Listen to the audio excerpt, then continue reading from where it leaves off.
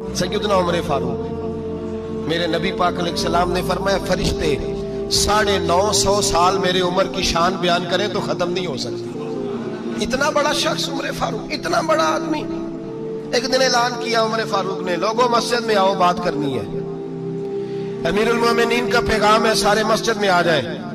खचाखच मस्जिद नबी सहाबा से भर गई। और ऐसा जब ऐलान होता था तो सहाबा दौड़ के आते थे, शायद कोई जंग है, शायद किसी ने हमला कर दिया है, शायद कोई नई बात है। दौड़े आए लोग, मस्जिद नबी खचाखच भर गई। सैयदना फारूक आज़म रज़ी अल्लाह तआला अन्हु मिंबर पे बैठे।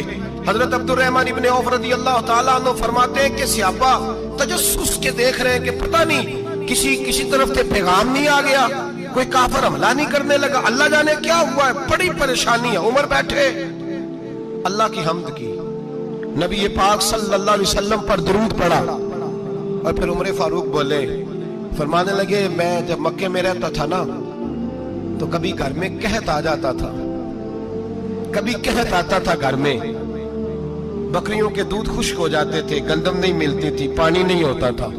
तो फरमाया मेरी अम्मा मुझे खाला के घर भेज देती थी। कबीला बनु मखजूम, उस कबीले में मेरी खाला की शादी हुई थी तो वो मालदार लोग थे, उनके पास ज्यादा बकरियां, ज्यादा ऊंट, ज्यादा गायें, ज्यादा खेत थे।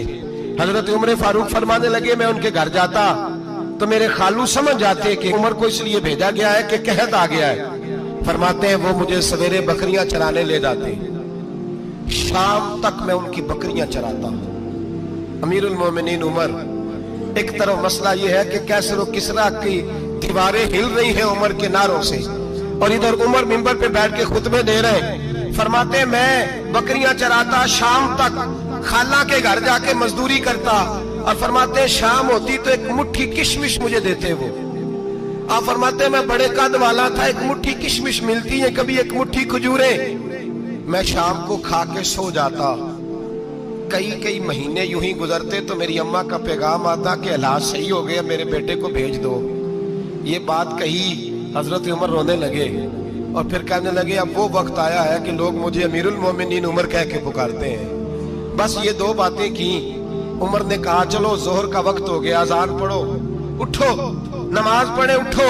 अजान हुई, इकामत हुई, जनाबे उमर ने नमाज पढ़ाई, लोग चले गए तो सैयदना अब्दुर्रहमान इब्न औफ यराना था जनाबे उमर से, बाजू पकड़ के कहने लगे, उमर सियाना बंदा यार तू ये दो बातें सुनाने के लिए इतना मजमा इकट्ठा किया था, ये दो बातें कहने के लिए कि मैं खाला के घर जाके मजदूरी करता था तो एक मुट्ठी किशमिश मिलती थी, एक मुट्ठी खजूरें, ये कहने के लिए कि मैं बकरियां चराया करता था। तो हजरत उमर फारूक रज़ी अल्लाह तआला अन्हु फिर रोए, फिर आंखों में आंसू आए। कहने लगे, अब्दुर्रहमान आज ना मिस्र शाम से कुछ लोग आए थे और वो बता रहे थे कि उमर तेरा डंका वहां भी बड़ा बजता है। वो मुझे कह रहे थे तेरे नाम के वहां भी बड़े दबदबे हैं, बड़े तज़किरे हैं। तो मेरा नफ्स मुझे कह रहा था, उमर देखा तू यहाँ बैठा है और वहां तेरे नाम का शोर हो रहा है, मुझे इसने बड़ा किया है। तो मैंने आज मुस्तफा के सारे गुलाम इकट्ठे करके अपनी औकात बता दी है। मैंने अपनी औकात बताई है कि मैं कुछ नहीं, कोई शय नहीं, कोई चीज ही नहीं, असी किसी से कुछ नहीं जे लगदे, ना कोई साडा दर्दी। मैंने बताया है कि मैं तो किसी के बकरियां चरा के एक मुट्ठी किशमिश लेके गुजारा किया करता था। गुजारा अली और मुर्तजा एक जर्री इंसान थे, और वो अली थे जिन पर इंसानियत रश्क करती, और मौला अली वो हस्ती थे कि मेरे मुस्तफा करीम सल्लल्लाहु ताला अलैहि वसल्लम ने फरमाया इसके दीदार को तो फरिश्ते भी आया करते ना, बड़ा आदमी। और फिर अमीरुल मोमिनीन खलीफतुल मुस्लिमीन हजरत अली, खुद मौला अली ने हजरत काजी शुरै को काजी बनाया, चीफ जस्टिस बनाया, अपने हाथों से तैनाती की। हजरत मौला अली रज़ी अल्लाह तआला अन्हु की ज़िरा गुम हो गई, काफी देर गुजर गई तो एक यहूदी के पास वो ज़िरा आपको नजर आई। हजरत अली ने डायरेक्ट उससे छीन नहीं लिया, हालांकि अमीरुल मोमिनीन थे। हमारे यहाँ डंडा भी बड़ा चलता है ना, जो ताकतवर होता है वो तो थाने जाता ही नहीं, उसको जरूरत नहीं, उसने तो बंदे रखे हुए हैं, उसको तो पता है काम कैसे लेना है। लेकिन हजरत अली ने आईनी रास्ता इख्तियार किया, कानूनी रास्ता। काजी साहब की अदालत में मुकदमा किया कि फुला यहूदी के पास मेरी ज़िरा है और वो चोरी हो गई थी, गिर गई थी, गुम गई थी, मुझे दिलाई जाए। قاضی صاحب نے بلا لیا یہودی کو، امیر المومنین بھی کٹہرے میں۔ قاضی صاحب کہنے لگے اس سے کہ زرہ تیری ہے؟ اس نے کہا جی میرے پاس ہے تو میری ہے۔ قاضی صاحب کہنے لگے حضرت علی سے گواہ آپ کو دینے پڑیں گے کیونکہ مقدمہ آپ نے کیا ہے، اگرچہ وہ امیر المومنین ہے۔ توجہ ہے بھائیوں کی، سمجھ آ رہی ہے باتوں کی؟ گواہ امیر المومنین آپ نے دینے ہیں کیونکہ مقدمہ آپ نے دائر کیا۔ تو حضرت علی کہنے لگے میرا بیٹا حسن گواہی دے گا کہ میری ہے، اور میرا غلام کمبر گواہی دے گا۔ قاضی صاحب کہنے لگے حضور ان کی گواہی درست تو ہے پر میں نہیں تسلیم کرتا، اس لیے کہ بیٹے تو باپ کے حق میں بولا ہی کرتے ہیں، نوکر تو آقاؤں کے حق میں بولتے ہی ہیں، جائیں کوئی غیر جانبدار بندہ لے کے آئے جو گواہی دے۔ تو حضرت علی خاموش ہو گئے، کہنے لگے ابھی میرے پاس ایسا کوئی گواہ نہیں۔ قاضی صاحب کہنے لگے چلیں پھر آپ یہودی کو راضی کریں، آپ نے کیوں بلا وجہ گھسیٹا عدالت میں، راضی کریں، انصاف کا تقاضا ہے۔ تو حضرت علی قریب گئے، کہنے لگے بھیا ناراض نہ ہونا، زرہ تو میری ہے، ناراض نہ ہونا، میں نے غلط مقدمہ نہیں کیا، علیحدہ بات ہے کہ میرے پاس گواہ نہیں تو میں کوئی بے انصافی نہیں کر سکتا، تو میرے ساتھ چل تجھے کھجوروں کا حلوہ کھلاتا ہوں تاکہ تو راضی ہو جائے۔ وہ یہودی کہنے لگا میں نے قاضی صاحب کا انصاف دیکھا اور جناب علی کا انصاف کے لیے کھڑا ہونے دیکھا تو میں مولا علی کے قدموں میں بیٹھ گیا۔ میں نے کہا علی جب تیری یہ شان ہے تو محمد عربی کا کیا مقام ہوگا؟ میں نے کلمہ پڑھنا شروع کر دیا۔ دیکھیں نا تقاضا پورا کیا ہے حضرت علی نے۔ تو وہ کہنے لگا علی تیرے انصاف کے رنگ نے نا، جملہ یاد رکھنا، کہنے لگا یہودی علی تیرے انصاف کے اس رنگ نے میرے دل سے کفر کی میل دور کر دی، تیرے عدل نے میرا کفر توڑ دیا، کفر۔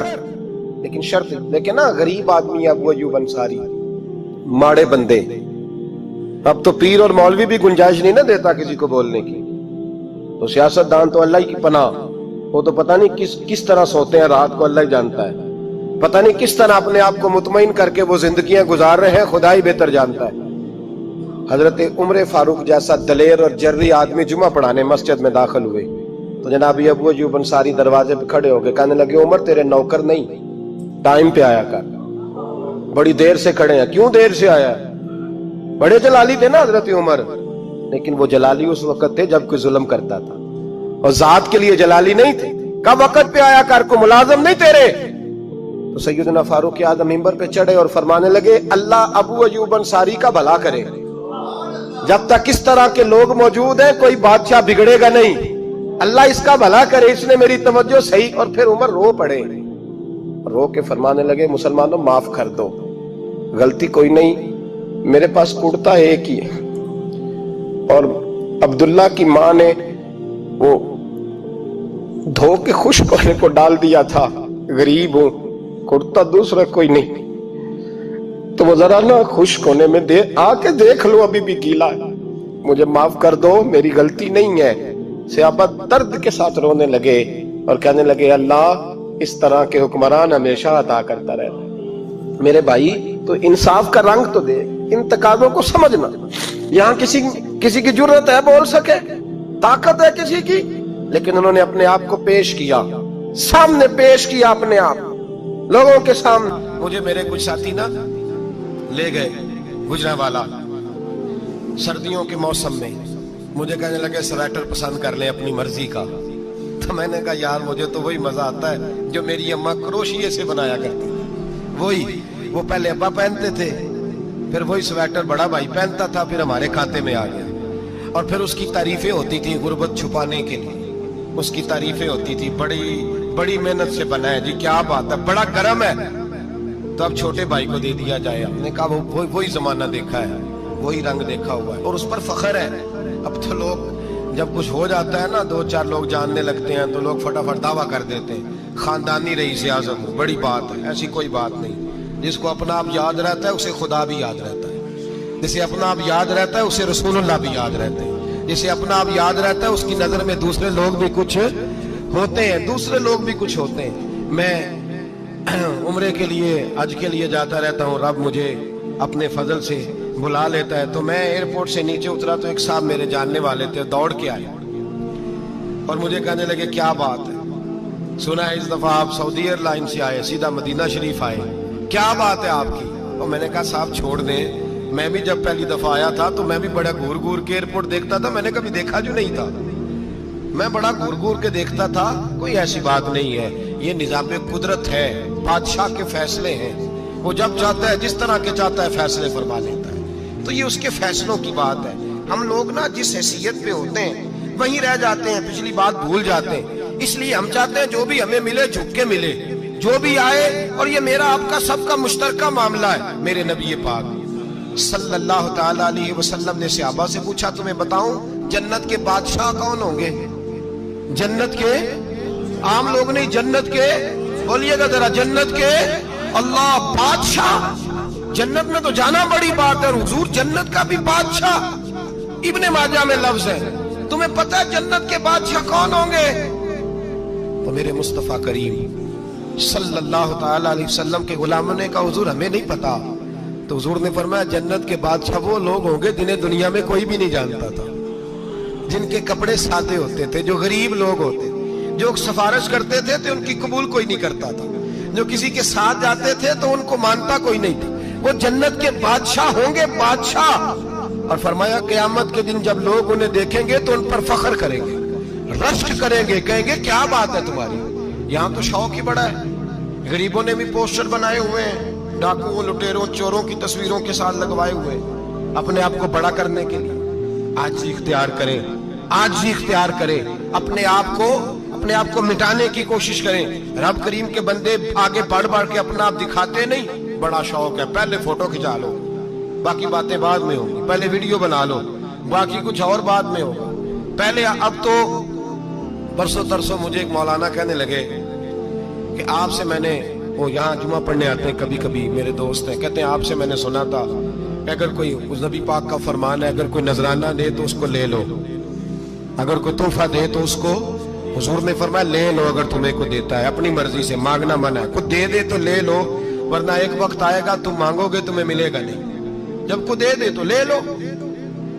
کہنے لگے آپ نے کہا تھا کوئی دے دے، تو اس وقت سے میں کوئی سوٹ دیتا ہے مجھے میری مسجد کا نمازی تو میں لے لیتا ہوں، کوئی مجھے کوئی اور شے دیتا ہے تو میں آپ سے سن کے، تو اگر میری مسجد کا نمازی سوٹ پکڑاتے ساتھ فوٹو بھی کھینچے تو پھر میرے لیے کیا ہوگا؟ میں وہ خوشبو کی ڈبی دیتے ہوئے ساتھ فوٹو بھی کھینچے پھر میرے لیے کیا ہوگا؟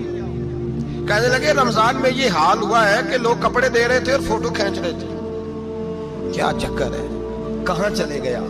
غریب آدمی کی عزت نفس کو کچل ڈالا پکڑ کے، ایک جوڑا سال کے بعد امام کو دیا، اس کی بھی تصویر کھینچ کے فیس بک پہ دے ڈالی۔